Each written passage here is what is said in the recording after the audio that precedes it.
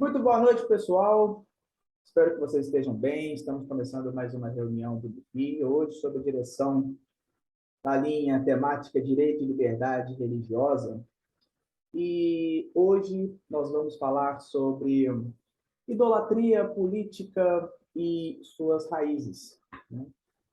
No dia anterior à nossa reunião, você que está assistindo ela depois, nós fizemos esse encontro um dia após o primeiro debate de eleições presidenciais que teve na Band, tá?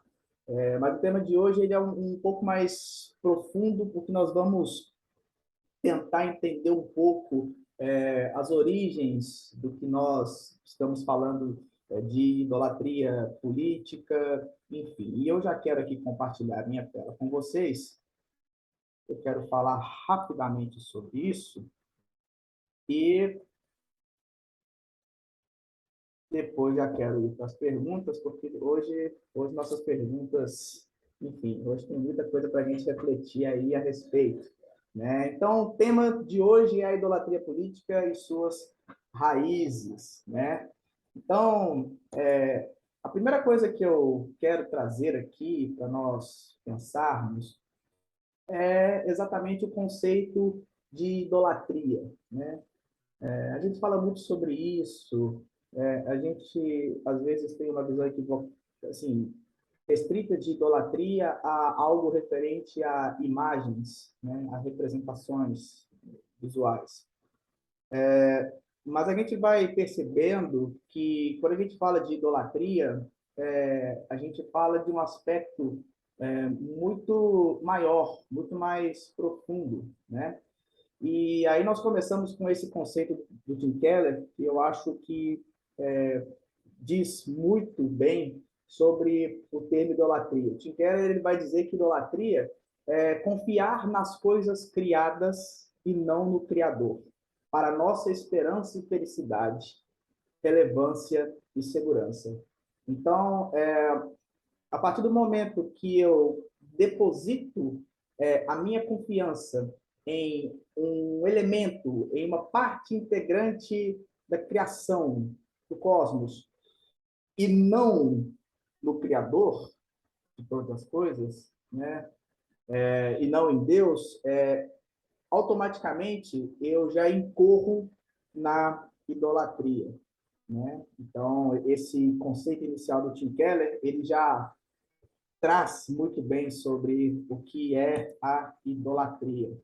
E eu quero falar um pouco com vocês sobre esse assunto e eu dividi em 3 tópicos, né? Na verdade, 4. Tem um quarto tópico também. O primeiro tópico eu quero falar rapidamente sobre a ascensão da idolatria política na Roma Antiga. Depois nós vamos falar sobre o governo civil como uma representação divina, e aí nós vamos pegar o texto de Romanos. E depois nós vamos falar um pouco sobre o governo civil como representação demoníaca e utilizando o texto de Apocalipse 13, que fala sobre isso. E temos um quarto tópico que é o que fazer, né? Sobre essa questão da idolatria política, né? Então, prosseguindo, né? Então a gente vai falar um pouco sobre a ascensão da idolatria política na antiga Roma. Na Grécia Antiga, essa relação entre política e religião já era uma relação íntima, né? E era tão íntima que existiam naquela época templos públicos e de um intenso grau de adoração civil. Então isso remonta a muito tempo. Então isso já começa ali na Grécia Antiga. E quando a gente vai percorrendo a linha histórica, nós chegamos em Otaviano, que foi o primeiro imperador ali do Império Romano a receber um culto imperial, né? Esse pedido de culto imperial ele não parte de Otaviano, ele parte de 2 cidades que pertenciam a uma província oriental ali, mas essas 2 províncias pedem para realizar um culto ao imperador esse culto é realizado. Mas esse culto otaviano, ele é uma adoração, ainda dentro do campo da adoração civil. Ele não arroga para si um caráter de divindade, né? Isso vai acontecer com esse imperador aqui, que é o Domiciano. O Domiciano, sim, ele vai reivindicar para si esses títulos de mestre, de Deus, inclusive, durante o período de Domiciano como imperador, o período dele à frente marca essa transição entre a primeira fase e a segunda fase dessa perseguição no cristianismo primitivo, dessa perseguição ali aos primeiros cristãos. E a gente precisa se perguntar, e os primeiros cristãos? E o cristianismo primitivo? Como que ficava, né, nessa coisa toda, nesse cenário todo, né? E os primeiros cristãos, eles já eram mal vistos pelo império, porque os primeiros cristãos, eles rejeitavam qualquer culto a deuses pagãos. Os primeiros cristãos, eles rejeitavam qualquer hipótese de adoração a qualquer outro deus. Era um monoteísmo exclusivo, e isso era visto muito mal pelo Império Romano, porque o Império Romano via os primeiros cristãos como ateus, via os primeiros cristãos como um perigo para o Império, porque não acreditavam nos deuses, né? Então, eles poderiam ser uma ameaça para a cidade ali, né? Então, os primeiros cristãos, eles tinham esse caráter de resistência a esse tipo de adoração, né? Essa adoração pública, essa adoração ao imperador, ao espírito de César ali. E tem uma frase, inclusive, do Franklin Ferreira, extraída de um livro dele que se chama Contra a Idolatria do Estado, muito bom, que o Franklin Ferreira ele vai sintetizar muito bem como que era a visão do Império Romano com relação aos cristãos. E aí ele vai dizer o seguinte: os cristãos foram considerados ateus por adorarem o Deus invisível e não uma representação humana, e eram considerados subversivos por não adorarem o imperador. Então, há uma resistência, né, do cristianismo primitivo a essa idolatria política que havia no Império Romano, né, na antiga Roma. E passando um pouquinho, a gente já pegando o texto de Romanos 13, onde Paulo escreve, né, aos Romanos, só para tentar contextualizar um pouco, quando Paulo escreve aos Romanos, isso se dá mais ou menos entre o ano 55 a 57 depois de Cristo, e quando Paulo escreve essa carta, Paulo escreve um pouco depois da ascensão de Nero como imperador, né? Salvo engano, Nero assume em outubro do ano 54 depois de Cristo, evidentemente, e Paulo escreve essa carta para os romanos entre 55 a 57 depois de Cristo.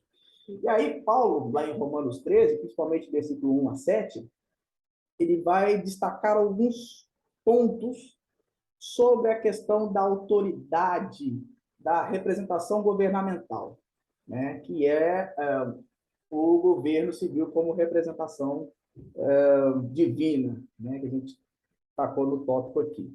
Então, Paulo vai dizer algumas coisas. Paulo vai destacar primeiro o seguinte: nós precisamos obedecer à autoridade no exercício da função.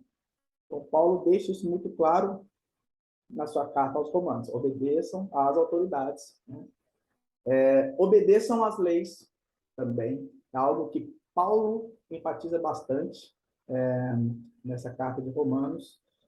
O governo visa promover o bem e a coerção do mal. Então, um governo que tem uma representação divina é um governo que promove o bem e visa a coerção do mal ali, né? Outro ponto que o apóstolo Paulo destaca nessa carta é que o agente público deve cumprir o seu dever como um modo de servir aos iguais e não com superioridade. Ou seja, por estar investido por ser um agente público, um agente político, isso não faz de mim melhor ou acima de alguma pessoa. Por estar investido de uma autoridade pública, por estar investido disso, eu preciso servir. Então, não há uma relação de superioridade, né?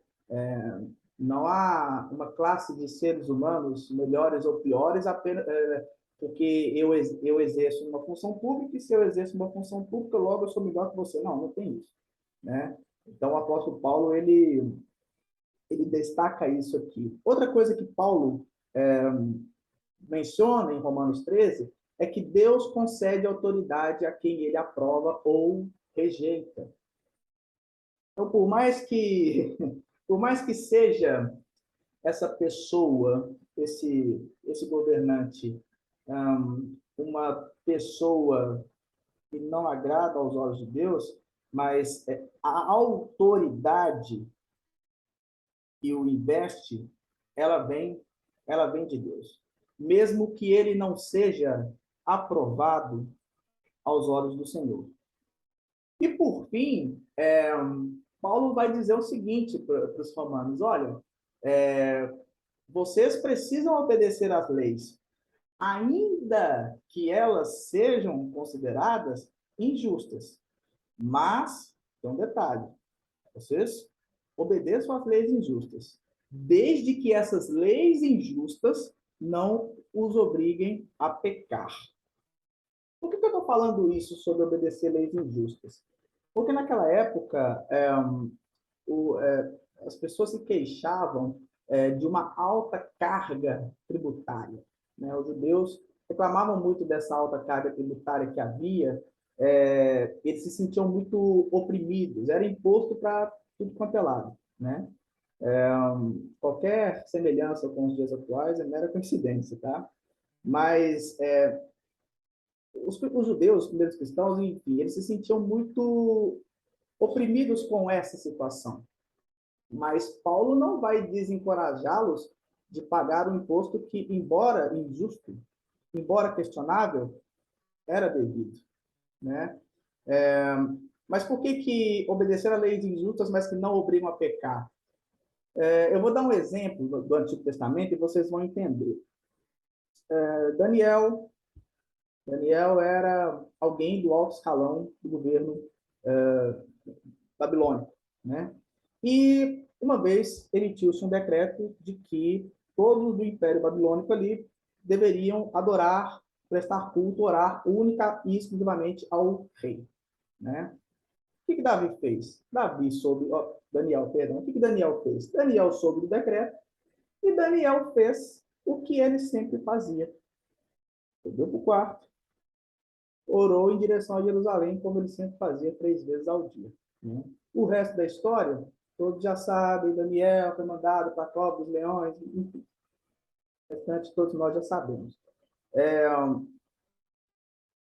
Daniel deixar de adorar a Deus e, ainda pior, ter que adorar ao rei, automaticamente era algo que o obrigava a pecar, se ele cumprisse aquele decreto. O rei Dário, salvo engano, o decreto. Então, Daniel, ele não faz isso. Daniel, ele não cede. Então, Daniel, naquele momento, ele desobedece aquela lei, porque é uma lei, além de ser injusta, era uma lei que o obrigava a pecar. Porque como se não bastasse ele ter que deixar de orar, de adorar a Deus, ele ainda teria que prestar culto e adoração somente ao rei. Então, essa hipótese de Daniel, por exemplo, é um exemplo de uma lei injusta e, além de injusta, uma lei que o obrigava a pecar ali, né? Eu não sei quem está com o microfone mudo. Deixa eu só...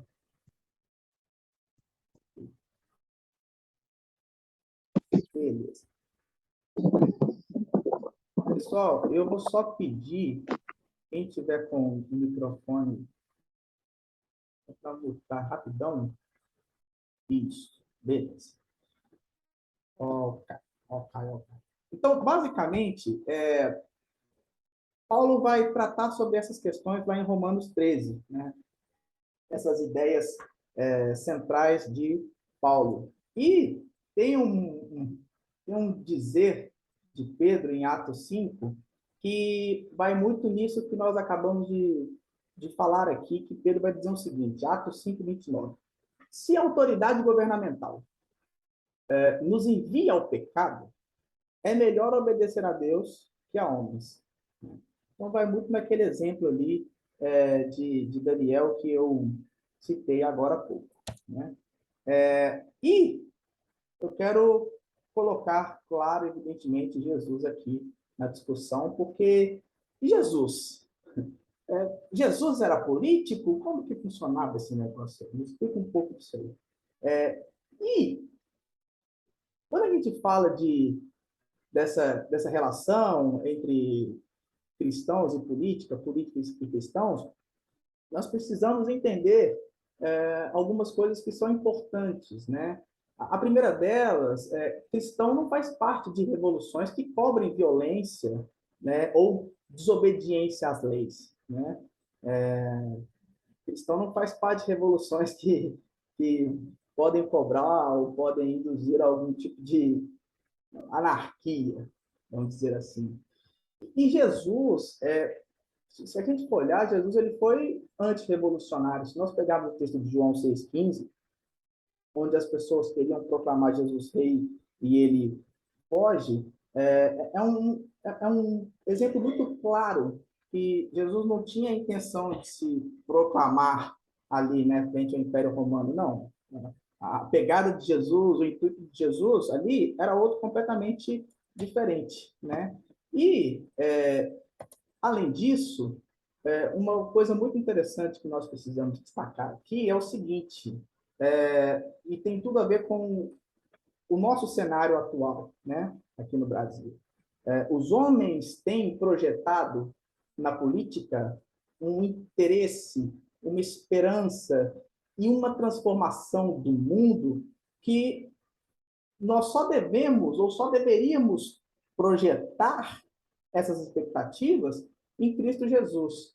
É claro que quando nós falamos isso, eu não estou falando que nós não devemos nos importar com a comunidade, com a sociedade que nós estamos inseridos. Até porque, se nós negligenciássemos esse cuidado, nós estaríamos pecando. Mas o que eu estou falando aqui é uma... A Camila até falou aqui antes de nós iniciarmos a gravação, é quando nós projetamos, seja em um agente político, seja em um partido político, seja em uma visão política, enfim, uma expectativa tamanha que essa expectativa ela só pode ser cumprida e esperada, enfim, por Cristo Jesus, tá? Então, é isso que a gente colocou aqui nesse slide, né, sobre as expectativas demasiadas, né, que muitas vezes se coloca na política ou em políticos ou em visões políticas, né, enfim. E eu quero mais caminhando um pouquinho, trazer a questão do governo civil como uma representação demoníaca. Então, em Romanos 3, a gente vê o governo civil como uma representação divina, tá? E agora em Apocalipse 3, a gente vai tratar essa questão do governo civil como uma representação demoníaca. E João fala sobre isso em Apocalipse 13, né? Vai falar do anticristo. E João traz alguns elementos aqui importantes. Deixa eu ver aqui. Tá. É porque eu olhei o chat aqui, mas eu achei que o meu áudio não estava saindo para vocês, mas ok. Ok.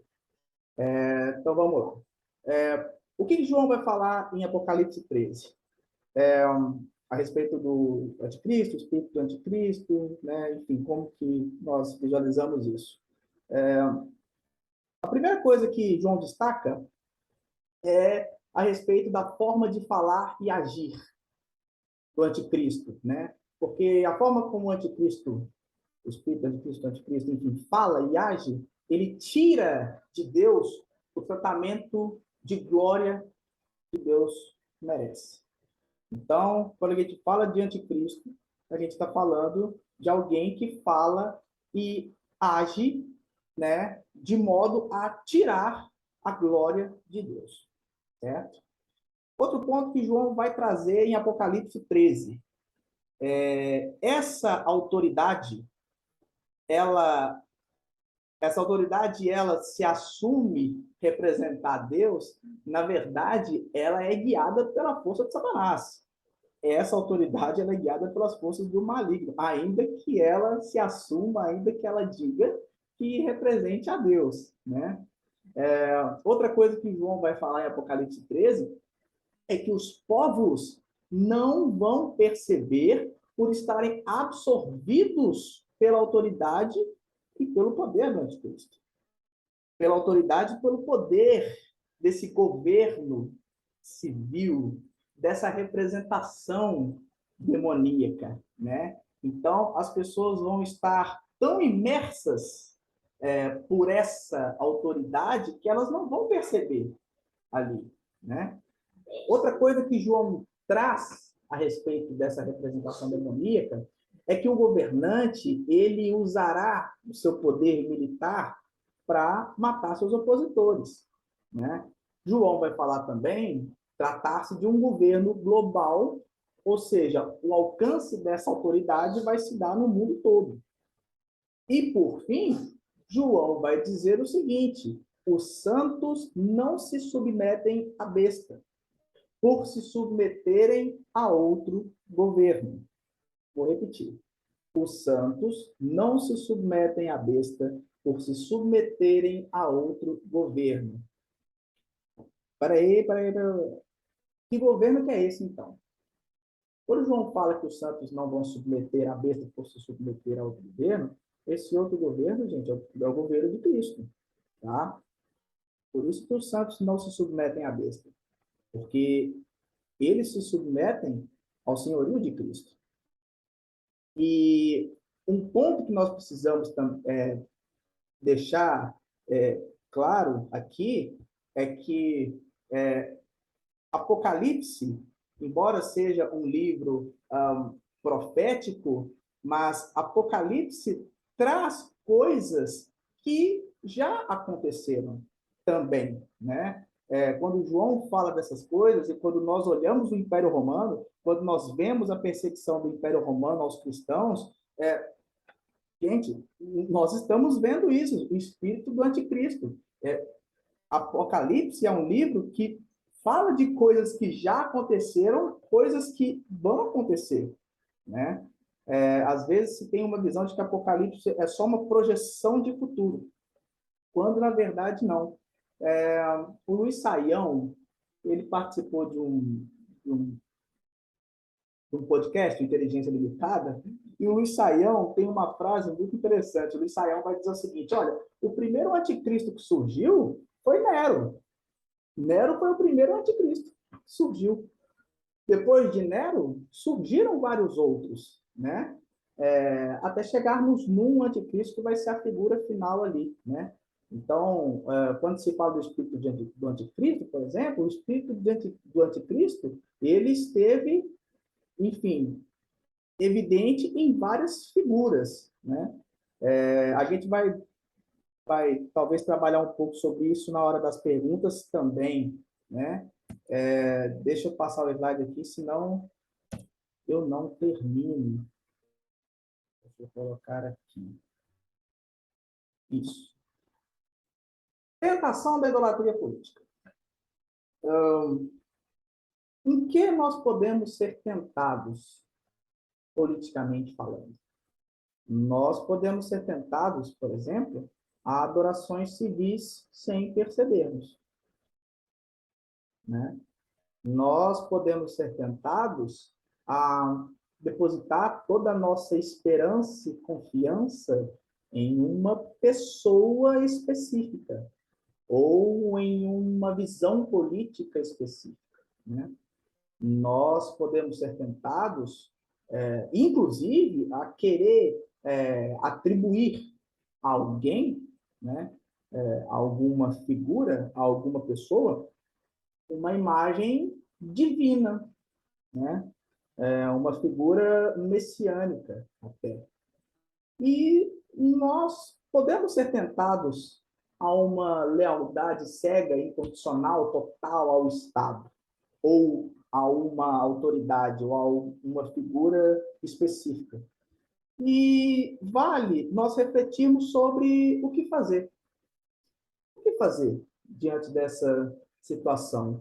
O que fazer diante da idolatria política, tá?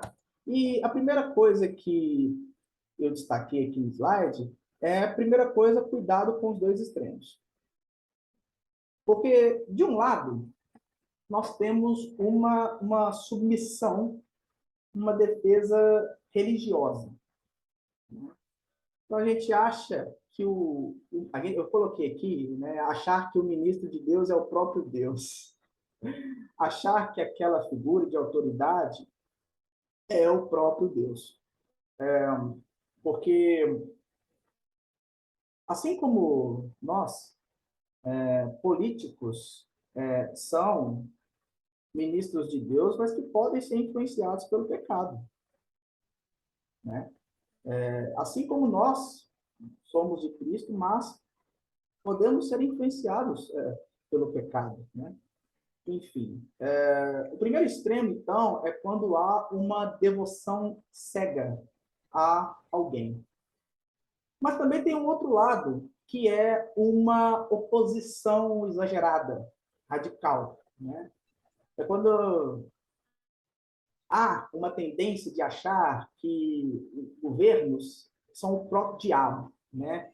Não, política, não, isso é coisa do diabo. Não, nossa, a favor desse negócio. E não, gente, política é algo que foi criado por Deus, né? A gente olhar a Bíblia, nós podemos entender Adão perfeitamente como o primeiro proto-governante que existiu, não tem problema nenhum, né? Mas quando a gente demoniza ao extremo, né, a política, isso também é um perigo, né? Essa rejeição, essa oposição exagerada, né? Então, a primeira coisa que a gente precisa ter cuidado é com esses dois extremos, para não cair nesses dois extremos, né? E uma outra coisa que nós precisamos observar também, na verdade, são aplicações básicas sobre isso, né? Como lidar, então, como vigiar, como sondar, como observar o nosso coração nesse sentido, né? E aqui a gente colocou 4 aplicações básicas. A primeira delas, não aceitar que ninguém se coloque como autoridade final, né? Eu vou dar um exemplo aqui. Ontem eu assisti o debate da Bandeirantes, assisti até o final. E em alguns momentos eu ouvi a seguinte frase: eu sou a solução, ou então eu vou resolver isso, ou então eu tenho as respostas certas para todos os problemas sociais do Brasil. A solução sou eu, né? Então, quando alguém se coloca como autoridade final em um determinado assunto, a gente precisa ligar o sinal de alerta, né? Outra coisa que nós precisamos observar é não termos esperanças em forças políticas, porque, como eu disse agora há pouco, todas as pessoas, e políticos não estão fora disso, todas as pessoas elas podem ser influenciadas pelo diabo, sabe? E depositarmos demasiadamente a nossa expectativa, a nossa esperança em forças políticas é uma forma de idolatria, como nós vimos no início da exposição, quando eu trouxe o conceito de idolatria do Tim Keller. Outra coisa que nós precisamos também observar é não pensar que o governo é o diabo. E aí eu volto na oposição radical, exagerada. Né? Não, é o capeta que está lá, é o capiroto. Não, isso é o demônio. Né? E a última aplicação básica que eu queria deixar aqui é lembrar que quem é rei é Deus. Deus, ele é soberano sobre tudo, sobre o cosmos, sobre qualquer nação, governo, partido, agente público, agente político. Deus é soberano sobre todas as coisas. E quando nós entendemos a soberania de Deus, isso nos ajuda e faz com que nós sondemos e vigiemos o nosso coração para que nós não caiamos nessa idolatria política, né? Eu quero encerrar essa parte expositiva para nós refletirmos aqui, trazendo uma frase do Iago Martins, e aí o Iago vai dizer o seguinte: quando projetamos em determinados partidos ou visões políticas a salvação e a esperança de uma vida melhor em um nível que às vezes é quase divino, idolatramos em nossos corações falsas divindades. Essa frase do Iago Martins, essa exposição eu tomei por base o livro do Iago, né, no Alvorecer dos Deuses, desvendando as idolatrias profundas do coração, no capítulo 6º, que é o último capítulo do livro.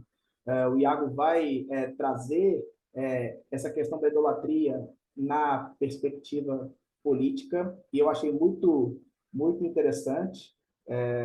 Também posso indicar outras literaturas, né? Visões e Ilusões, do David Coises, o Conto Idolatria do Estado, do Franklin Ferreira também, muito bom para nós compreendermos sobre isso. Mas, enfim, esse livro do Iago eu utilizei ele para trazer esse tema de hoje aqui no Nefi. E agora é hora das perguntas, né?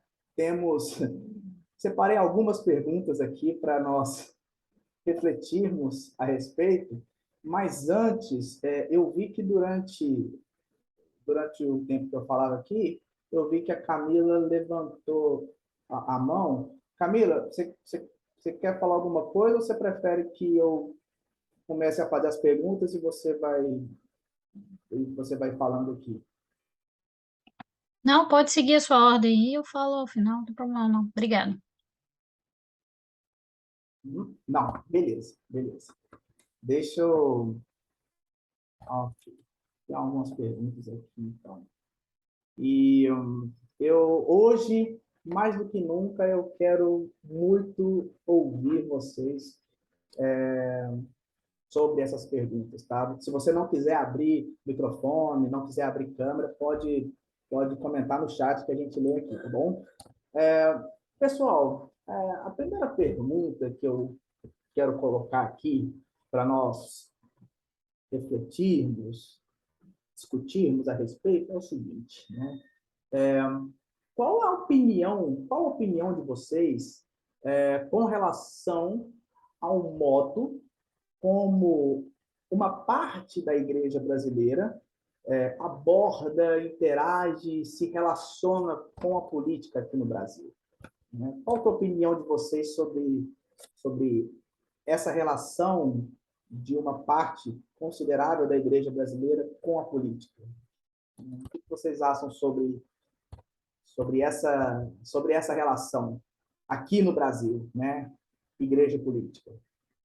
Quem quiser falar, gente, pode abrir o microfone, pode abrir o microfone, câmera, ou então, tem vergonha ali, pode falar no chat mesmo.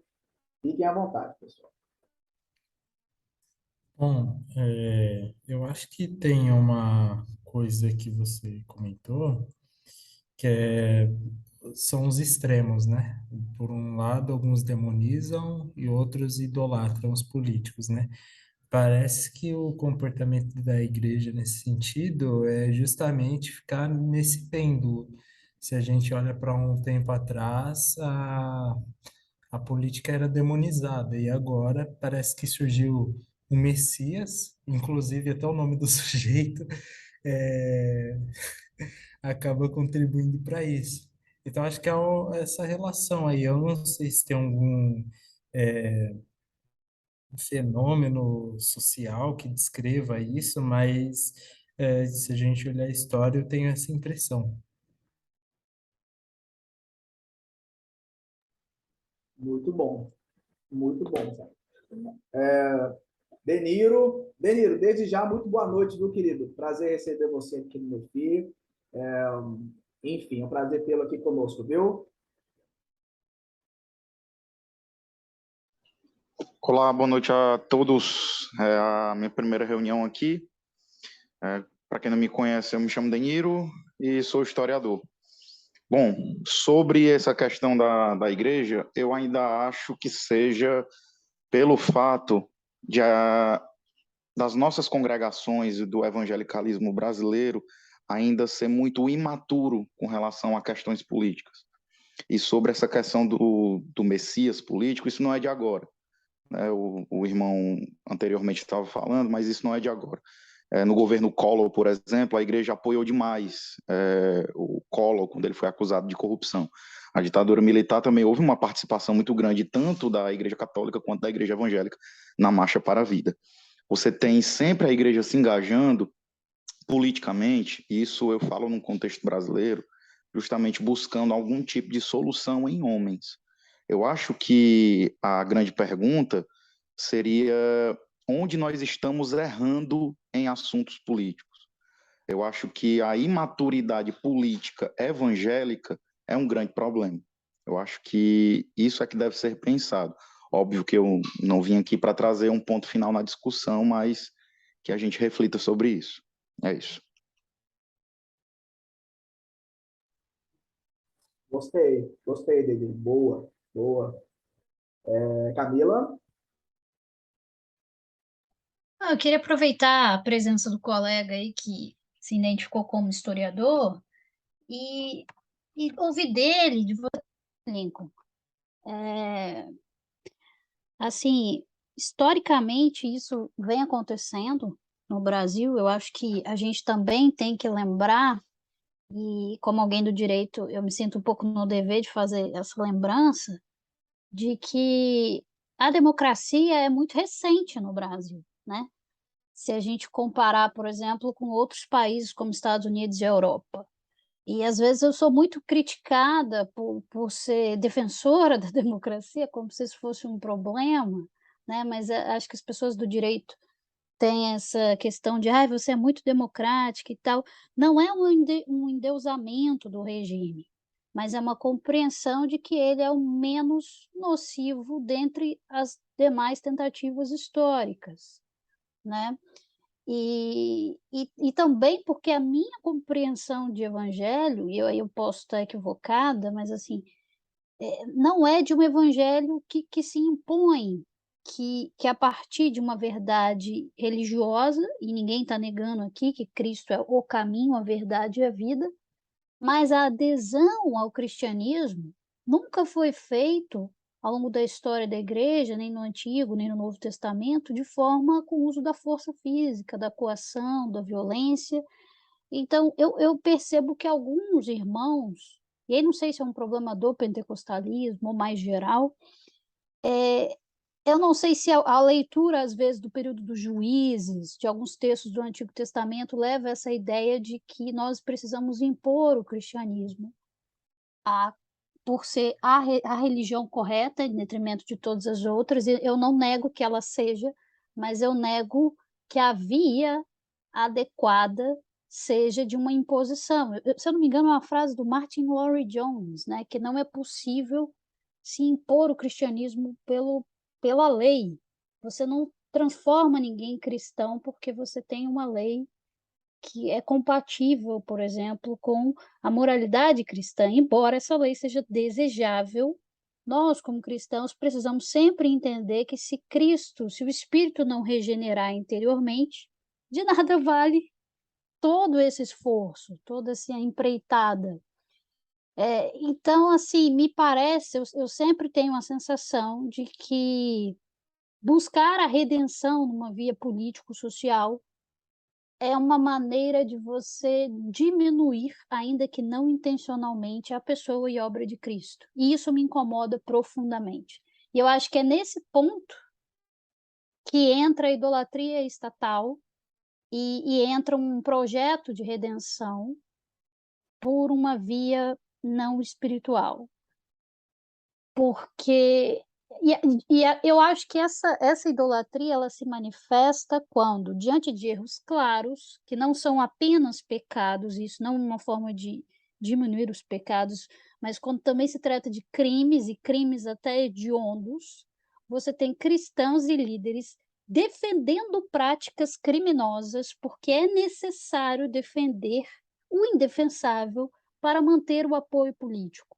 Eu acho que esse é um ponto muito complexo, e isso revela, assim, a nossa incompreensão do evangelho de Cristo, porque você vê ao longo da história da igreja, Agostinho vai fazer uma distinção entre a lei divina, a lei eterna de Deus e a lei temporal, embora ele indique que é louvável que exista uma concordância entre uma e outra, ele vai dizer, bom, tem coisas que a lei civil considera justo, mas não necessariamente a lei divina considera justo.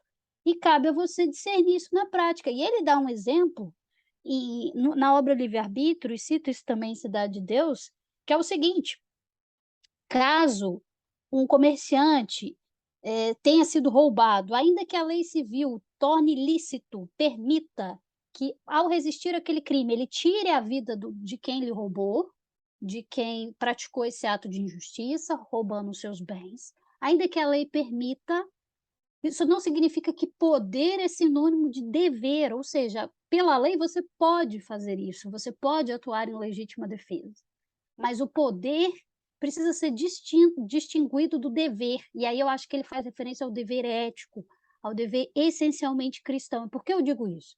Porque a gente vê uma onda crescente de uma discussão de legítima defesa e de armamentismo, e parece que matar em legítima defesa é a regra, e não a exceção, né? E isso é muito complicado quando você tem, desde o Antigo Testamento, um valor muito grande atribuído à vida humana, um valor ontológico que é decorrente da própria imago Dei, e é um valor que não se perde porque a pessoa se tornou ímpio, ou porque, sei lá, apostatou da fé cristã, é um valor que é inerente a todo ser humano. E aí, paralelo a isso, você tem a defesa da vida na crítica ao aborto, que é algo absolutamente legítimo, mas às vezes eu tenho a sensação que a vida humana só tem valor dentro do útero. Depois que a criança saiu do útero, você pode fazer o que quiser com ela. E isso são algumas incoerências do que a gente realmente entende como o valor da vida humana. E então, assim, voltando para citar Agostinho, ele vai fazer essa distinção. Nem tudo que a lei permite, a lei humana permite. Deus autoriza.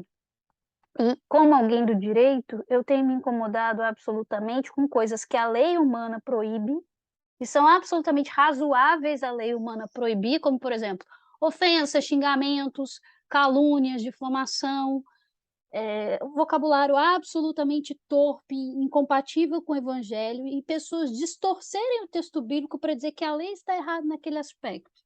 Quando a lei diz que ofender, tratar um ser humano como um animal, por exemplo, é algo que afronta a sua honra. Não, é algo legítimo, porque eu tenho que dizer a verdade, mas o que é a verdade, entende? A forma que se compreende a liberdade de expressão, alguns evangélicos interpretam a liberdade de expressão como liberdade de pecar, à torta e à direita. E só Deus vai me julgar, nenhum juiz pode me condenar a coisa nenhuma, se me condenar eu sou injustiçado. Então, eu acho que, como cristão, a gente sempre tem que tentar dar bom testemunho, E bom testemunho diz respeito, primeiro, a cumprir a lei dos homens. Eu dei o exemplo aí, brinquei quando você falou de imposto, né? Das altas cargas tributárias do Império Romano. Jesus, nessa treta, respondeu: dá a César o que é de César e a Deus o que é de Deus. Ou seja, eu não estou discutindo que talvez seja realmente injusto, talvez seja uma carga tributária abusiva, e vocês realmente estejam sendo oprimidos. Mas essa não é a minha missão. Eu não vou deixar de caminhar com os 12, de anunciar o reino de Deus, para me ocupar com questões políticas, para assumir o governo de Israel, que é uma certa interpretação que os judeus tinham, né? Eles esperavam isso. Então, aí Cristo mostra o grau de hierarquia das suas prioridades. E me parece que quando Agostinho analisa essa questão, ele vai ser muito feliz ao dizer que você tirar a vida de alguém para proteger um bem que é inferior, porque o dinheiro é inferior no caso do assalto, você está, na verdade, provando que no seu coração o dinheiro ocupa um lugar acima do valor ontológico da vida. Mais ou menos é isso que ele demonstra. E eu acho que muitos cristãos, na sua defesa ampla e restrita do armamentismo para a legítima defesa, querem legítima defesa de propriedade, de patrimônio. A pessoa pisou na sua fazenda, eu nem sei se ela está querendo uma informação, eu tenho o direito de já apontar a arma e presumir que ela está me assaltando. Então, eu acho que a gente precisa examinar o nosso coração, examinar quais são as nossas intenções, o que a gente realmente quer com isso, porque a gente está pretendendo construir um governo cristão para quê? Para que os nossos pecados sejam encobertos, para que os nossos próprios crimes não sejam investigados, ou é realmente para honra e glória de Deus? Porque se for realmente para honra e glória de Deus, me parece incompatível a gente ficar defendendo o indefensável desses governantes nas suas perspectivas político-ideológicas.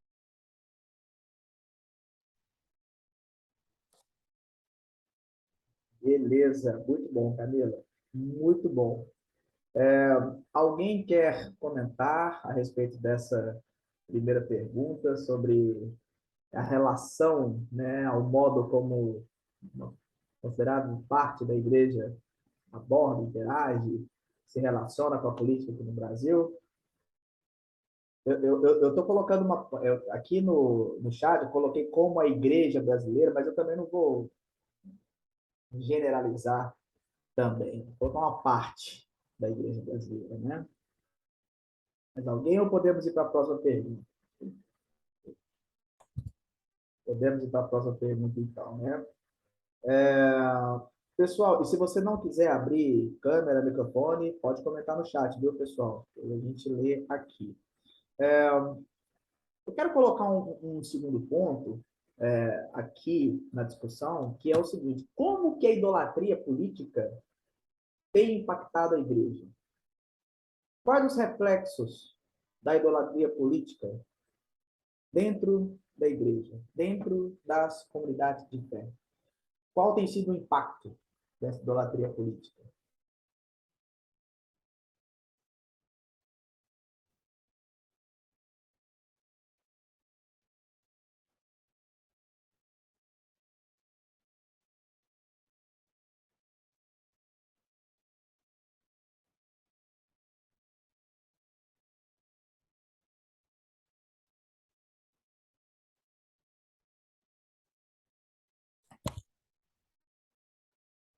Eu comentei no chat, eu acho que esse é um grave problema. Olhar aqui. Mau testemunho público perante o mundo, especialmente os ímpios.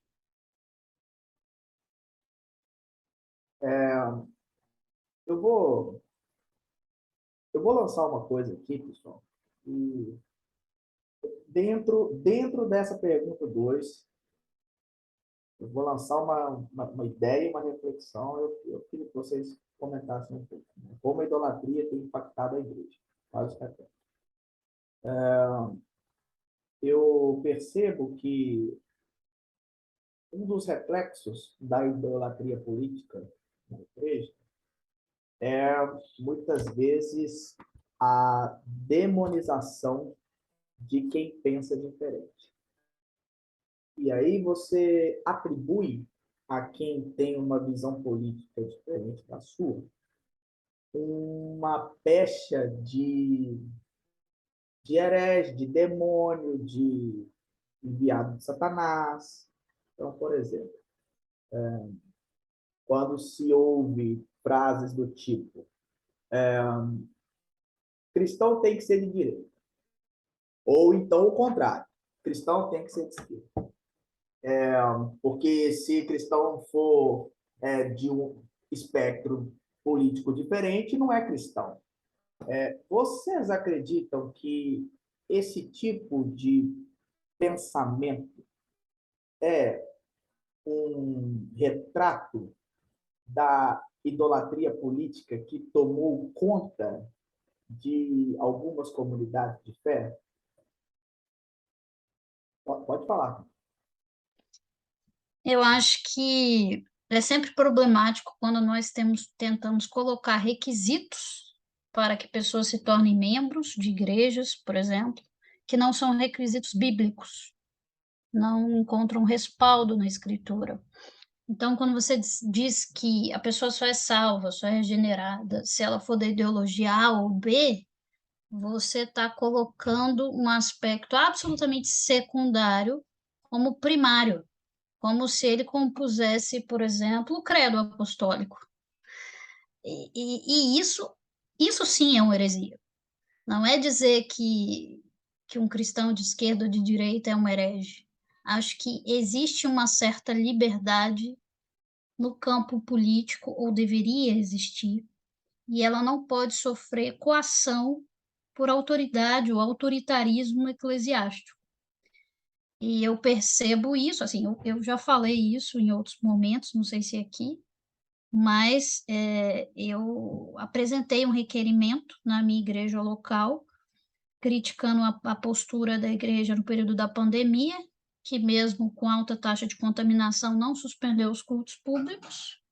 O meu requerimento vazou para alguns radicais apoiadores de Bolsonaro e eu fui tratada como perseguidora da Igreja de Cristo, porque supostamente eu queria o fechamento da igreja e queria o fim do cristianismo no Brasil, porque eu fiz uma análise óbvia de que, embora cultuar a Deus seja importante, isso deva ser preferencialmente presencial, 15 dias de culto online não ia fazer ninguém apostatar da fé e era razoável para a preservação de vidas humanas. Então, eu acho que isso não mudou em nada a minha vida, mas, assim, se você pega uma pessoa imatura, que está no início da caminhada cristã, a pessoa pode se afastar da igreja, porque ela pensa, eu estou fazendo bem, eu estou sendo coerente com o evangelho e estou recebendo pedrada de coisas que não fazem o menor sentido. Então, eu acho que esse é o ponto. Você defender a preservação de vidas humanas, você defender a vacinação na pandemia, já fez de você supostamente marxista, feminista, abortista, coisas que não tem nada a ver com isso. Então, eu acho que, para além dessas questões, Lincoln, há muita desonestidade intelectual também, ao julgar todo mundo que pensa uma vírgula diferente de mim como o filho de Satanás. Então, assim, e com isso eu não estou aqui endossando uma perspectiva marxista, mas quando você entende que ambas são ideologias e que ambas são afetadas pelo pecado, porque foram construídas por homens e tal, você entende o papel de uma determinada perspectiva de frear os excessos da outra. Então, quando as pessoas falam muito mal para mim de uma determinada perspectiva política, eu falo, qual é o sinal da graça comum nessa perspectiva? A pessoa não consegue encontrar. Então, o sinal da graça comum, por exemplo, uma perspectiva marxista, é que ela consegue fazer uma crítica aos excessos do liberalismo e até do libertarianismo. Então, nesse sentido, a graça comum. E vice-versa. E eu acho que quando a gente perde a capacidade de enxergar a graça comum nisso, a gente transforma tudo numa perspectiva maniqueísta, nós versus ele, bem versus mal, santo versus profano, e aí a ciência está querendo combater a religião, a vacina é só um subterfúgio para fazer resistência à fé cristã, sendo que são coisas absolutamente distintas. Então, eu acho que isso contribui para falácias, para uma série de acusações indevidas, e isso prejudica a própria comunidade, que se enfraquece, que se divide. A Bíblia fala muito contra essas divisões, né? Essas rixas por temas absolutamente secundários. Uma coisa é a gente entrar numa discussão porque alguém não aceita a Trindade, porque alguém não aceita que Cristo veio em carne, enfim, temas importantes. Outra coisa é a gente ficar se matando por aspectos absolutamente secundários, que foram transformados em primários, por interesses, às vezes, de pessoas envolvidas no movimento eclesiástico, mas que têm interesses políticos partidários, querem ser candidatos, querem ascender ao poder, querem ser beneficiados de alguma forma que a gente não sabe, mas me parece que aí é um conflito entre o reino de Deus e dos homens, e o reino dos homens, de alguma forma, enche os olhos dessas pessoas para as vantagens, possíveis vantagens e benefícios, e, e aí se perde nisso tudo. Muito bom, Camila. Deniro? Pronto. Sobre essa questão da ideologia política, eu sou um pouco mais radical, apesar de eu concordar bastante com a minha colega aqui do direito, mas sou bem mais radical quanto a isso. Eu gosto muito da leitura sobre ideologia que o David Koyzis vai fazer no livro Visões e Ilusões Políticas, que foi até abordado por você no meio da palestra. Eu já sou da área mais radical de que o cristão não deve ter ideologia política alguma. Isso não quer dizer que a gente é neutro, pelo contrário. Todo ser humano ele usa uma lente cosmológica, digamos assim. Todo ser humano ele usa uma lente de cosmovisão. A questão é qual cosmovisão. E aí é onde a igreja está errando. Ela transformou, como um colega comentou aqui nos comentários, o conservadorismo como a verdade. A direita como a verdade, a direita como algo religioso. E poderia ser a esquerda facilmente. É porque o foco realmente hoje o Brasil, em sua grande maioria, no cristianismo, digamos assim, principalmente os evangélicos, são de direita. Mas, período Lula, Dilma, a maioria era de esquerda. Então, independente de qual governo está. Então, quando eu digo que o abandono da ideologia não seria neutralidade, porque neutralidade não existe. Nós temos sim um ponto, nós temos sim um viés. O problema é qual viés e que viés é esse. E aí é que onde eu entro e concordo com Koyzis, quando que a saída é ter as lentes da cosmovisão cristã. Esse sim é o ponto. Isso vai ser retratado também pelo Heber Campos Júnior no livro Amando a Deus no Mundo. Brilhantemente ele explica sobre isso. E é justamente isso que a gente precisa se atentar. Hoje na igreja sobra muito gente falando qual governo defende tal coisa, qual ideologia defende tal coisa. Mas está faltando muito mais disso aqui, o que a Bíblia diz sobre isso. O que a Bíblia diz sobre isso aqui. E aí daí eu vou concordar com a minha colega do direito quando ela fala da questão da graça comum. Eu não preciso concordar com a direita ou com a esquerda, porque é a Bíblia que me diz isso. Vou exemplificar melhor ainda. Se eu sou antirracista, não é porque eu sou de esquerda, é porque eu estou obedecendo ao que a palavra diz, que nós não deveremos fazer acepção de pessoas. Se eu concordo que a democracia é algo melhor, não é perfeito, não é porque a direita está dizendo isso ou o liberalismo está dizendo isso, é porque a Bíblia me mostra isso. Se eu devo ser justo ou devo praticar alguma coisa que pareça ser de direita ou de esquerda, não é porque eu sou de direita ou de esquerda, é porque a Bíblia me diz isso. Tá faltando muito disso na leitura de muitos irmãos. Esses dias eu me deparei com algo extremamente horrível, que foi um pastor dizendo que ia repreender os demônios de quem votasse no PT. Né? Então, assim, é coisa de louco. Tá? E eu sou totalmente petista, anti-bolsonarista, anti tudo disso aí, porque eu não espero nada disso. Certa vez me perguntaram o que é que eu esperava. das eleições ou do governo, eu disse nada, porque eu não espero nada. Porque são pessoas pecadoras, pessoas que estão lá não porque pensam no povo, mas sim por sua própria auto-idolatria, e a igreja, infelizmente, ela está recolocando, reafirmando cada vez mais isso. Então, eu acho que a igreja tem que se posicionar mais no campo crítico, só que a gente não está fazendo isso. A igreja está se posicionando mais no campo idolátrico. É isso. Muito bom, muito bom, Will. Deixa eu olhar aqui no chat, o chat está movimentado aqui também. Deixa eu ver aqui. Israel comentou aqui no chat, né, que estão tentando encaixar o cristianismo dentro do conservadorismo. E aí eu estou fazendo as aspas, porque o Israel coloca mesmo, né, o conservadorismo entre aspas mesmo, né. A Leite também comenta aqui, né, o impacto na minha percepção é para a evangelização, porque ao criar lados extremistas, as pessoas param de ouvir e começam a perseguir e atacar uns aos outros, e isso atrapalha o crescimento espiritual, sem dúvida, né? Acaba afetando a questão da comunhão, com certeza. E Israel vai comentar aqui também, né, o liberalismo parece mais cristão, não faz sentido, né? Só políticos, isso que são outros, né? A Clécia também, vejo uma quebra de comunhão entre irmãos. O Tiago está escrevendo aqui a opinião dele no chat. O Denilson colocou uma coisa interessante, que é a questão ideológica e não crítica, né? E talvez seja esse o erro no cenário brasileiro.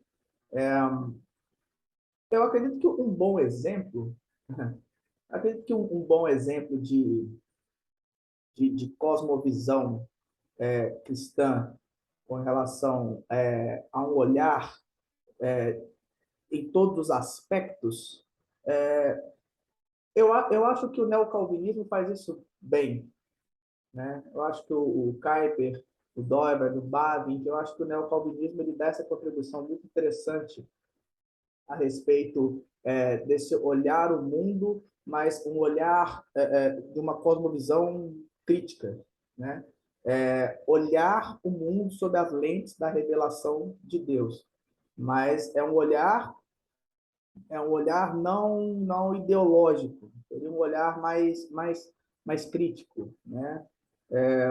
Eu até comecei a ler um livro hoje sobre o neocalvinismo, é o lançamento, inclusive, até da coletânea Sementes, do Tiago Mello, Tiago Abdala Mello, acho que é esse o nome dele, que ele faz é um livro introdutório ao neocalvinismo, mas é um livro bem interessante e acho que é um livro que vale a pena a leitura, porque traz essa questão da cosmovisão cristã sob essa perspectiva crítica, né? Deixa eu ver aqui.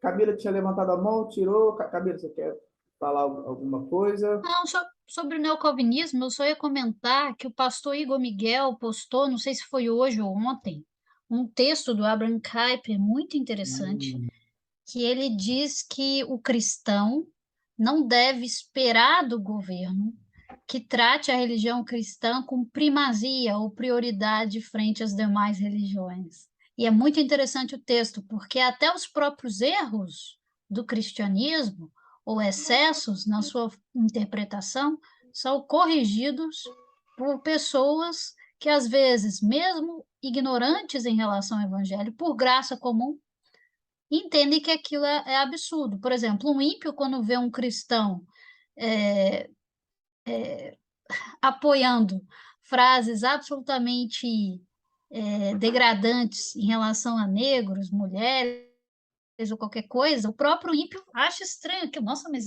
isso é cristianismo e tal. E nesse sentido, quando ele critica a igreja ou aquele determinado irmão em Cristo, ele está manifestando a graça comum, porque a gente esquece de Romanos 2, que diz que a verdade, ou seja, a consciência moral de todos os povos, até daqueles que não conhecem a Deus, quando fazem o que é certo ou errado, quando têm consciência de justo e injusto, eles glorificam a Deus.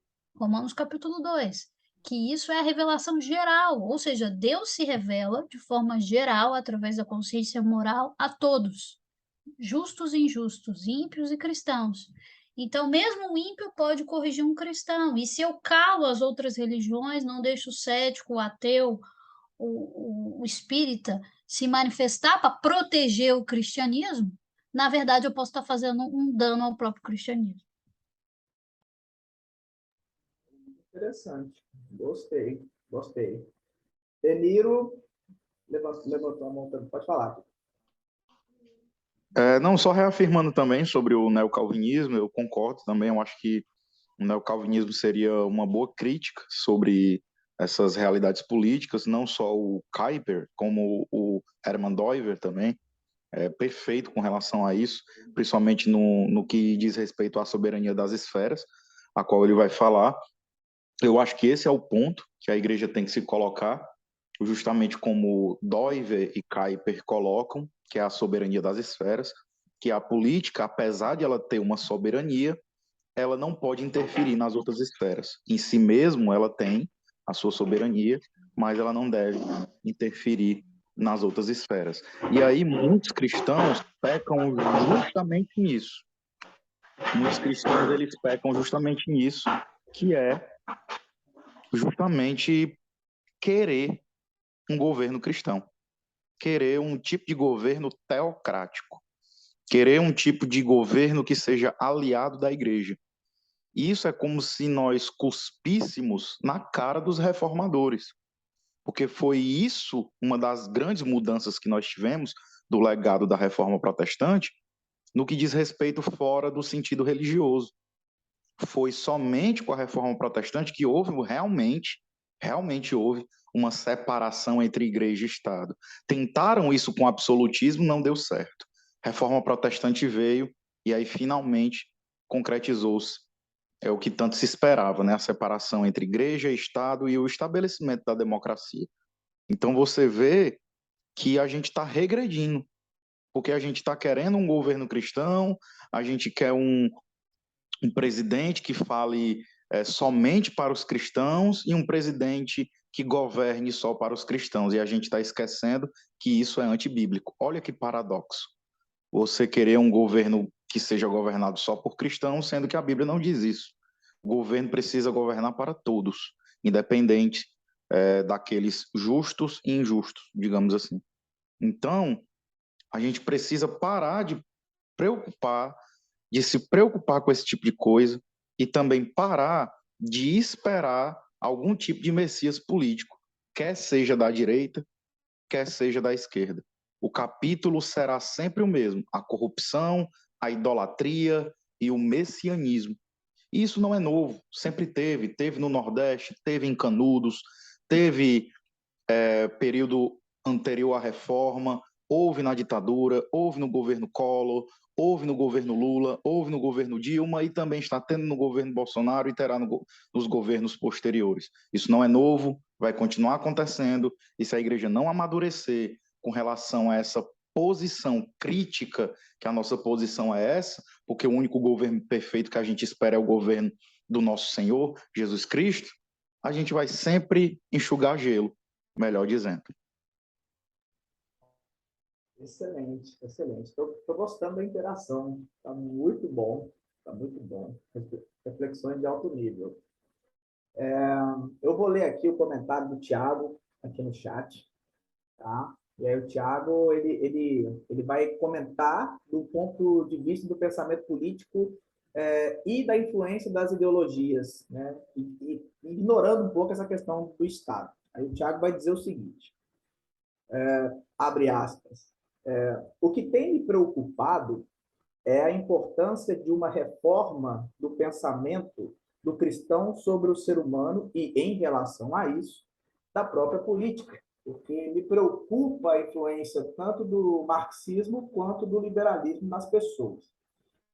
Hoje vejo uma grande influência da perspectiva individualista do liberalismo político na perspectiva sobre o mercado, família, igreja, cultura, etc. Como se toda a finalidade das coisas fossem o bem-estar individual do indivíduo, bem como a garantia de sua liberdade. E liberdade entendida erroneamente como o direito de fazer o que deseja. Sem falar na leitura meritocrática que fazemos das pessoas, como se a nossa identidade se fundamentasse nos nossos esforços e nossos status sociais.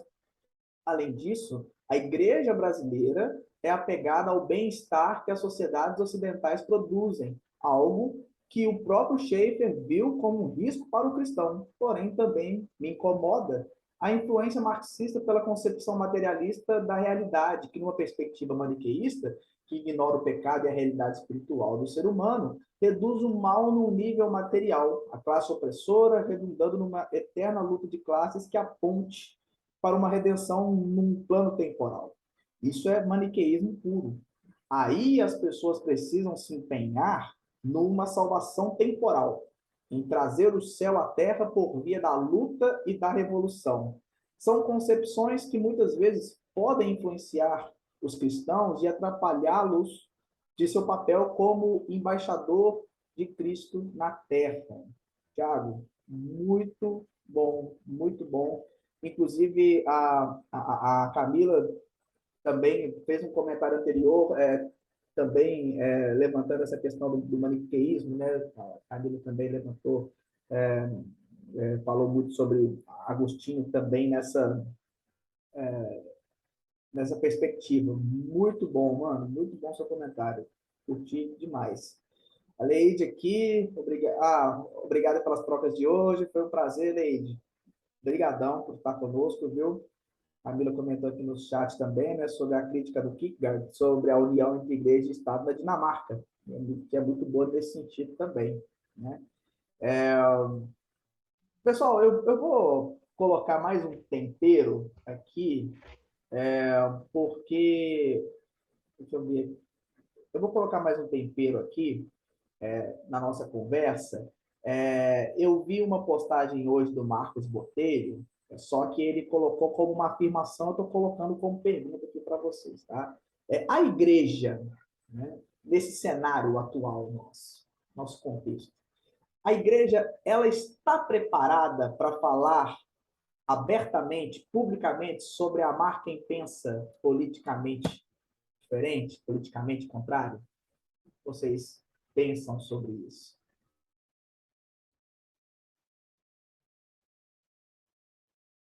Olha, eu acho que se ela não está amando nem os próprios membros com diferenças e divergências absolutamente secundárias, menos ainda os ímpios, né? Isso é complicado. Se você tenta impor uma determinada perspectiva política como uma condição para ser cristão, imagina o pecador que vai ter que abandonar todos os seus pecados para ousar visitar o templo, que é uma coisa estranha, né? Porque o nosso relacionamento com Deus é à medida que nós nos relacionamos que nós somos transformados. Você querer que um ímpio abra mão de tudo, o cara, sei, é viciado em drogas, você quer que ele primeiro se liberte do vício para depois frequentar a igreja. Isso é uma inversão da própria lógica de que é o poder do Espírito que transforma. Então, a gente está tentando criar categorias do que é santo, do que é profano, e aí, voltando um pouco no maniqueísmo nesse sentido, eu acho que as duas perspectivas são maniqueístas, comentando em cima do comentário do Tiago. Para mim, tanto o marxismo, quando ele tenta restituir, trazer o céu para a terra, por meio de uma transformação social, ele quer dizer, nós somos o bem, quem pensa diferente de nós é o mal, quanto os liberais que demonizam o marxismo e falam qualquer um que é social-democrata flerta com alguma coisa que vem de uma crítica marxista, é inimigo da igreja, perseguidor da igreja de Cristo, e aí mistura agenda LGBT, aborto, tudo para eles é farinha do mesmo saco, sabe? Eles não sabem fazer a distinção, os excessos do capitalismo, a essa excessiva individualização que o Thiago comentou, que é o egoísmo e o individualismo é filho do capitalismo. Então, para você não cair no excesso de individualismo e egoísmo, você tem que conseguir criticar o capitalismo. Só que os idólatras do liberalismo não conseguem criticar o capitalismo, porque para eles qualquer crítica ao capitalismo implica em adesão ao comunismo. Então, são os extremos. Mas eu acho que o amor cristão é um ponto central nisso. E por isso eu comentei antes que o maior problema dessa divisão na igreja é o mau testemunho público. Porque a gente perdeu a noção de que toda autoridade traz consigo uma responsabilidade. Então, a autoridade civil de um governante não é apenas para você endossar ou respeitar um líder político através de uma submissão ilimitada. Toda autoridade traz consigo responsabilidade. Então, esses líderes, seja no governo Lula, Dilma, Bolsonaro, eles vão prestar conta de tudo isso que eles estão fazendo, usando o nome de Deus em vão, distorcendo o texto bíblico. E quando nós, diante de tudo isso, nos calamos, porque a gente está fazendo um cálculo pragmático de qual é o mal menor, de que os fins de impedir o avanço do marxismo supostamente justificam os meios, a gente está negando a essência do evangelho, porque a gente está envolvido numa guerra cultural, essa perspectiva que já é maniqueísta por si só, de que eu tenho que lutar, eu tenho que fazer coisas terríveis, porque se eu não fizer, meu adversário vai fazer, né? A gente teve falas absurdas de que se tivesse arma de fogo no tempo de Jesus, ele seria armamentista, e coisas que o que leva alguém a fazer essa afirmação? Eu não sei, eu absolutamente não sei. Então, você tem uma. Não que a gente também vá demonizar o uso de armas de fogo querendo o fim da polícia, mas também romantizar como se todo mundo que se tornar um portador de arma de fogo tem maturidade, sabedoria e sensatez. Olha a nossa guerra entre lulistas e bolsonaristas. Dá arma de fogo a cada um desses caras numa discussão, para você ver. Vai morrer um para cada lado. Então, enquanto o amor cristão, me parece, na perspectiva bíblica, que ele rompe essa lógica. Ele rompe essa lógica da disputa, da vingança, de que alguém falou mal de mim, eu tenho que pagar com a mesma moeda. Ele aceita a ofensa, de alguma forma ele aceita a ofensa, entendendo que mais vale a opinião que Deus tem sobre mim do que a opinião dos outros. Então, o amor cristão, ele transcende isso. Talvez seja a virtude do evangelho mais capaz de transcender essa esfera material e temporal de divergências e de diferenças. Porque amar implica em amar o diferente, amar o igual todo mundo ama. Isso palavras de Jesus no Sermão da Montanha. Você amar quem pensa completamente igual a você, os ímpios se amam. Maridos amam mulheres, mães, pais amam seus filhos, porque eles estão ali dentro do mesmo contexto. Agora, nós cristãos fomos chamados a amar o próximo. Qual o próximo? Aí é o mesmo problema da parábola do jovem rico. A gente quer determinar qual é o próximo. E por isso eu cito Kierkegaard, porque nas obras do amor ele vai dizer o próximo é igual a todo ser humano. Por isso o valor ontológico da vida tem tudo a ver com o que é o amor cristão. O amor cristão não é, porque eu sou rico, eu vou amar os ricos. Os pobres eu vou explorar. Porque eu sou branco, eu vou amar os brancos. Os negros eu vou ter preconceito. Homens em relação às mulheres. Não, em Cristo nós somos um.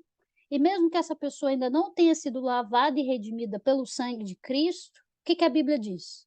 Que nós seremos reconhecidos como cristãos se amarmos uns aos outros. Essa é uma das marcas do cristão, porque você não consegue amar o diferente sem ter nascido de novo. Frequentar a igreja, cumprir rito e liturgia sem ter nascido de novo, isso é tranquilo. Os judeus faziam isso muito bem. Então, são outras marcas, são marcas que são mais difíceis, não são aparentes, elas estão ligadas à essência, a algo mais profundo do nosso íntimo e do nosso interior. Então, assim, eu acho que esse é o grande paradoxo de todos esses problemas que envolvem idolatria, radicalismos, formas de demonizar quem pensa diferente. Enfim, eu acho que tudo isso deságua no mau testemunho, na falta de amor ao próximo. E se a gente está tendo dificuldade de amar o irmão em Cristo que tem uma visão política diferente, imagina os ditos grandes pecadores, né? Aí esquece, né, meu filho? Muito bom. Alguém mais quer comentar sobre se a igreja está preparada para falar sobre amar quem pensa politicamente contrário?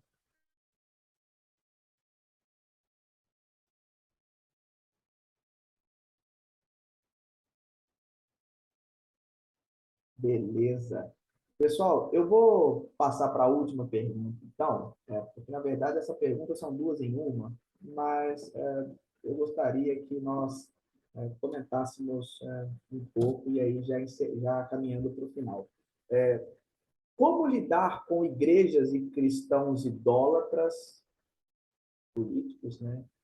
Idólatras politicamente falando, então como lidar com essas pessoas, ou com igrejas assim, enfim, e como que nós, sendo discípulos de Jesus, podemos conversar sobre política, falar sobre política com alguém?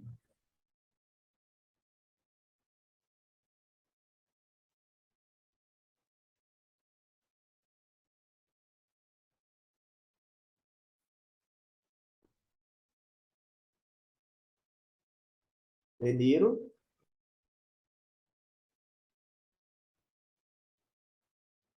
pode falar, Deniro. Pronto. Eu acho que nesse caso, como é que a igreja pode lidar com isso? É quando ela entender que a luta não é contra o próximo no sentido político. Quando a igreja entender que não virá nenhum Messias, quando a igreja entender que não virá nenhum Salvador da pátria, e por último, quando a igreja fazer o que nós estamos fazendo aqui, sendo analítico. O problema é que esses cristãos que são idólatras políticos, eles não são analíticos, eles são defensores, são pragmáticos. Vale tudo para defender aquilo que o meu político de estimação ele defende. Então, qual deve ser a nossa posição? A primeira, obviamente, é ensinar, é tentar ter uma conversa amigável e tentar fazer a pessoa entender. Agora, isso vai depender muito de como eu me comporto. Essa pergunta fala muito mais de nós do que do outro. Essa pergunta fala muito mais da gente. A gente precisa olhar para si mesmo e ver, será que eu estou sendo radical em parar o radicalismo do meu irmão? Isso é algo que a gente tem que pensar também. É aquilo que você mesmo disse também na palestra, justamente sobre o extremo do demonizar. A gente também não pode endeusar, mas também não pode demonizar também quem é idólatra, né? A Bíblia diz também que nós temos que ter paciência com os mais fracos. E é justamente nesse sentido. Então, nosso papel deveria ser crítico no sentido de ensinar com amor, com paciência, explicar e, ao decorrer do tempo, isso for sendo construído. Claro que falar é fácil e na prática é bem mais complicado. E caso haja um tipo de rejeição, cabe também a nós, como cristãos, respeitar que não está tendo uma iniciativa de escuta e continuar trilhando nosso caminho normalmente. O que não pode é ter algum tipo de guerra cultural. Eu acho isso tão brega, esse nome, que eu fico horrorizado com o crente que usa isso. Ah, porque nós estamos numa guerra cultural. Meu querido, nós não estamos numa guerra de direita e esquerda. Se a sua guerra cultural é essa, eu não estou. A minha guerra cultural é proclamar o evangelho. Essa é a minha guerra cultural. Se a sua guerra cultural for contra o pecado, aí sim, eu digo que a gente realmente está numa guerra cultural. Agora, se sua guerra cultural é de direita e esquerda, eu não tenho tempo para isso. Então, a nossa postura deve ser essa que nós estamos fazendo agora, conversando, discutindo, analisando e não procurando desculpas para apoiar. Pelo contrário, a gente está aqui para criticar mesmo. Nosso papel é esse. Eu costumo dizer que eu sou o chato da história, no caso por ser professor de história, eu sou o chato da história justamente por isso. Independente do governo que está e o que virá, eu vou estar lá para falar mal e para criticar mesmo, porque meu trabalho é esse. É justamente olhar e perceber e analisar e dizer, está errado isso aqui, está errado isso aqui, está errado isso aqui.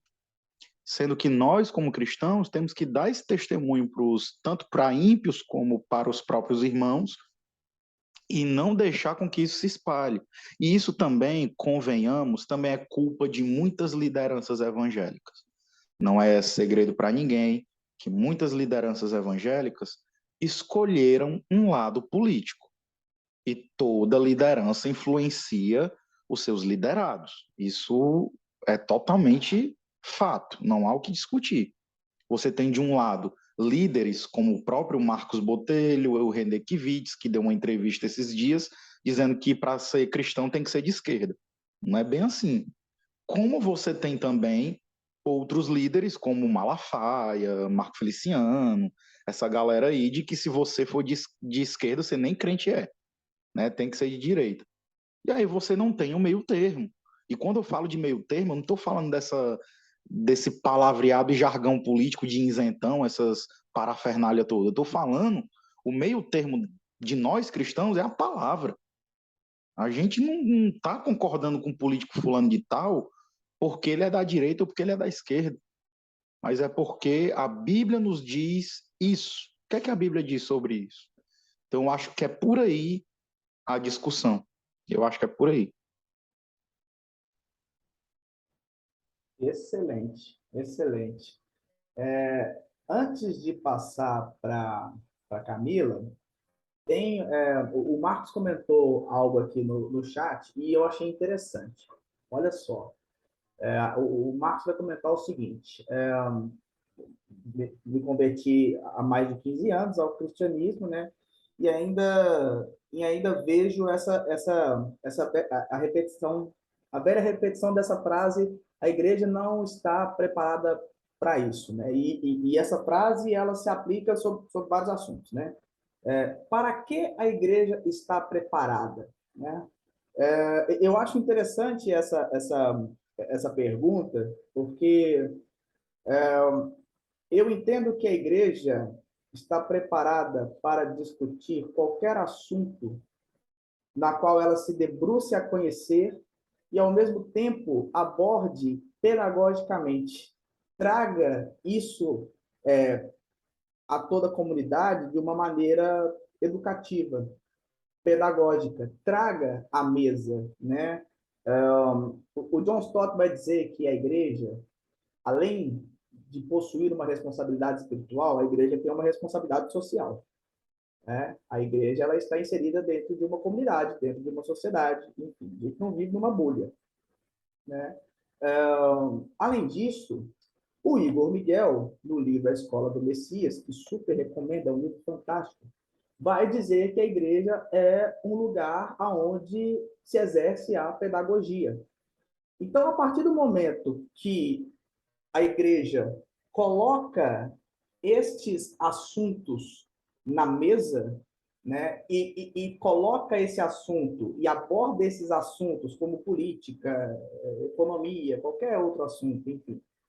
A partir do momento que a igreja está fazendo isso de uma maneira pedagógica, educativa, explicando conceitos, eu acho muito válido. Eu acho que a igreja, ela pode e tem ferramentas suficientes para abordar qualquer assunto, desde que primeiro ela se debruce a conhecer o assunto no qual ela se propõe a conhecer e coloque, explique esse assunto de maneira didática, de maneira educativa, de maneira pedagógica.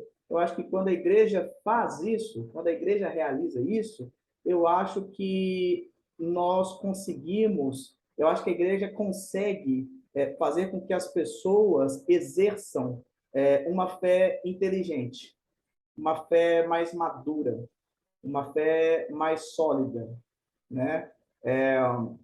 Então, eu acredito que a igreja ela é perfeitamente capaz de realizar qualquer abordagem, né? Desde que tenha conhecimento, evidentemente, e desde que ela faça de modo a prezar por uma honestidade intelectual, de modo que ela preze a ser pedagógica, educativa e elucidativa naquilo que ela propõe, naquilo que ela coloca na mesa, naquilo que ela apresenta diante da comunidade, né? Camila?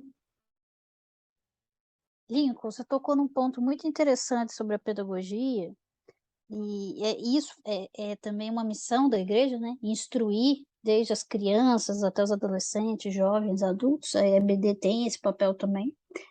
Agora, o problema é prático que eu vejo. Eu não sei os irmãos, não sei de qual contexto eclesiástico vocês vêm, mas eu nunca vi política ser trabalhada no contexto eclesiástico sem puxar para uma perspectiva ideológica, seja a direita ou a esquerda do espectro. E esse é o problema. Então, toda a abordagem política, ela já nós temos que caminhar num determinado sentido. E aí eu quero citar a Igreja Presbiteriana do Brasil, que é a que eu faço parte. Eu tenho a sensação que algumas posições dos Supremos Concílios, criticando a perspectiva marxista, faz com que a leitura, a interpretação automática seja: se nós temos uma crítica ao marxismo, logo devemos ser liberais. E esse é um problema. Eu acho que, não que uma crítica ao marxismo não seja adequada, mas quando não acompanhada de um contraponto, você, direto ou indiretamente, endossa o lado oposto. Eu acho que isso acontece e eu tenho me entristecido muito, né, pelo envolvimento, especialmente da IPB com isso, mas eu percebo que não é uma exclusividade, né? Meus pais vêm de tradição batista, isso também tem se repetido no movimento batista, pelo menos aqui no estado. Mas eu queria trazer um ponto aqui, nessa sua perspectiva de falar de pedagogia, de ensino. Eu acho que é um elemento perdido, é um aspecto importante do evangelho, absolutamente ignorado, que é o discipulado cristão. Mais do que dar aula de EBD sobre dogmas e doutrinas, não que isso não seja muito necessário em alguns contextos eclesiásticos, que há mais ignorância teológica, né? Mas em ambientes onde o povo é mais instruído e até tem melhores condições de acesso à educação, a gente tem que sair um pouquinho da esfera do mero dogma e doutrina e tratar temas mais da vivência do evangelho, questões mais práticas, EBDs que sejam menos palestras e mais mesas de diálogo, né? Porque a gente só vai vencer essa perspectiva de discussão e debate quando a gente transformar a discussão e o debate em diálogo, porque o diálogo você se dispõe a ouvir os dois lados. E é exatamente aí que você aprende com o diferente. Porque se você só quer discutir e debater, você só quer convencer o outro que ele está certo e que você está errado. Então, a relação dialógica já impõe uma certa capacidade de ouvir. Ela já traz consigo. Você tem que aprender a ouvir, senão você não dialoga. E a gente não quer dialogar, né? Isso é próprio da modernidade também. Esse mundo todo fast food, a forma que a gente tem de acessar a comida, mídias sociais, tudo é rápido, tudo é para ontem. A gente não quer perder tempo ouvindo ninguém. A gente é senhor de si e tem a ideia de que estamos com a verdade. Então eu tenho que convencer o outro que ele está com a mentira e eu sou o portador da verdade. E quando eu tenho um evangelho que eu já, a partir da escritura, acho que o próprio Cristo está me autorizando a me considerar o portador da verdade, acabou, né? Assim, aí você começa a interpretar o antigo e o novo da maneira. Eu acho que a hermenêutica e exegese é um outro problema, assim, muito, muito ruim, sabe? As formas como as pessoas interpretam o texto bíblico sem nenhum pudor, sem nenhuma reverência, texto fora do contexto, como pretexto para defender absurdos. Há um tempo atrás, um teólogo disse que os pobres tinham um dever moral de passar fome, porque na Bíblia dizia que quem não trabalha não coma.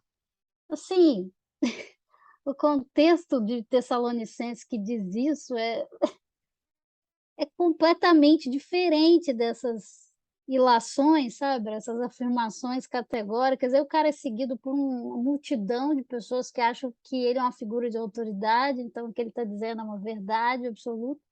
Então, assim, eu acho que para a gente aprender a ser humilde, a ter honestidade intelectual, não se constrói honestidade intelectual sem ouvir o diferente. Não se constrói. Para você construir honestidade intelectual, primeiro você tem que se identificar como desonesto intelectualmente.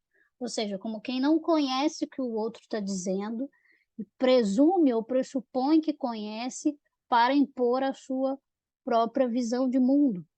E aí, quando você não se abre ao diálogo, você se torna refém de vieses cognitivos, bolhas epistêmicas, câmaras de eco, que basta você abrir qualquer mídia social que você vê que é só isso, né? Alguém comentou sobre o debate, e eu gostei do comentário, assim, a gente vê o nível das pessoas é que cada apoiador de um determinado candidato tem certeza absoluta que ele ganhou o debate.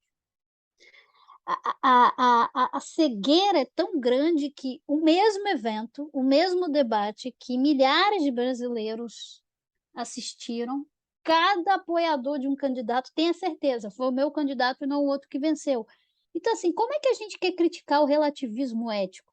Como é que a gente quer criticar os ímpios que dizem que Jesus é só mais uma verdade dentre tantas as outras verdades, se a gente distorce a realidade dos fatos, do que foi o debate, de algumas mentiras assim claras, como a luz do sol, alguns dados claramente estranhos, para dizer, independente disso tudo, meu candidato venceu o debate. Então, é muito paradoxal, né? A própria defesa de narrativas que é feita, o Covid é só uma narrativa, do globalismo para atrapalhar a economia. Gente, se uma doença, o Dênio, que é historiador, eu ouvia colegas, amigos, irmãos em Cristo falando isso, eu falava, meu filho, você é mestre e doutor em história, vai no hospital, pega a certidão de óbito, faz uma pesquisa de campo. Fraude não se presume, teoria conspiratória não se presume, se prova. E aí o cara rapidinho saía pela tangente, não, mas o poder da indústria farmacêutica e não sei o quê, e não sei o quê. Então, as pessoas negam o que é mais empiricamente observável, o que é mais palpável. Por que elas negam a realidade concreta que se autoimpõe, que é a morte diante de um quadro de Covid, senão a realidade se impondo às suas perspectivas e opiniões se a doença existe ou não? Porque existe um Deus, existe uma divindade que habita o coração. E essa divindade é maior do que a própria realidade, a ponto de eu negar a realidade para não ter que abrir mão da minha divindade. Assim, eu tô dizendo isso só para dizer que esse contexto de idolatria que a gente começou, esse endeusamento, ele já chegou num nível de negação da realidade. E isso é o mais triste. Quando, assim, quase 700.000 pessoas morreram de Covid, já tem estudos de diversas revistas dizendo que se a vacina tivesse chegado com 30, 60 dias antes, teriam preservado não sei quantas vidas, e pessoas que se dizem acadêmicos, estudantes de biologia, medicina, odonto, filosofia, o que quer que seja, negam esses dados. Por quê? Porque é conveniente, é uma narrativa política. assim, desculpa, que moral uma pessoa dessa tem para dizer que a narrativa de A, B ou C de uma determinada religião é uma narrativa secundária em relação ao cristianismo? Bom, a gente está negando a própria verdade, de que existe uma verdade e que ela deve prevalecer. Então, assim, só o autoexame, só a autocrítica, só a confissão, só o arrependimento e tentar construir pontes de diálogo e, como igreja local, tentar desenvolver um trabalho mais voltado ao discipulado cristão. Acho que esse talvez é um caminho.